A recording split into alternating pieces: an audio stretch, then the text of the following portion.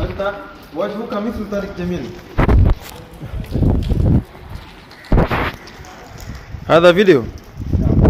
فيديو؟ هذا تتكلم. انظر الجبال، انظر الجبال من فوق. انظر الجبال.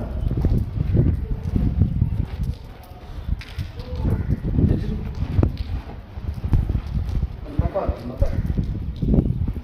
أنت تريد تذهب إلى هذه الجبال. نعم. الطريق من بيوت الناس.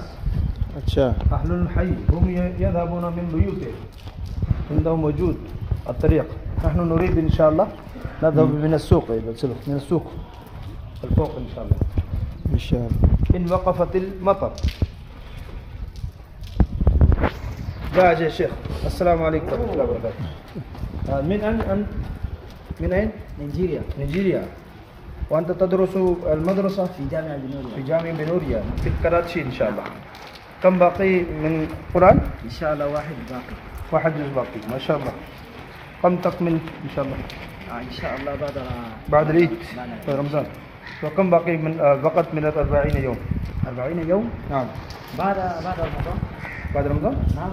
40 يوم؟ نعم. أنتم متى جئتم إلى الرمي؟ يوم على يوم الخميس الماضية. نعم ما شاء الله. يعني في هذا التشكيل يكون 20 يوم. يكون 20 يوم إن شاء الله. نرجع المركز. إن شاء الله. وأنا عندي باقي بعد هذا التشكيل 8 يوم إن شاء الله. يعني إن شاء الله. وعليكم. كيف وجدت هذه العلاقة، هذه الجبال؟ كيف وجدت؟ المطر كثير. كثير في هذه القرية. ولكن أنا أحبها طبعا. نعم. وعند علاقتنا وعند بلدنا أيضا مطر موجود الآن. نعم. هذه أيام. كل مطر موجود. نعم. صح إن شاء الله عليك.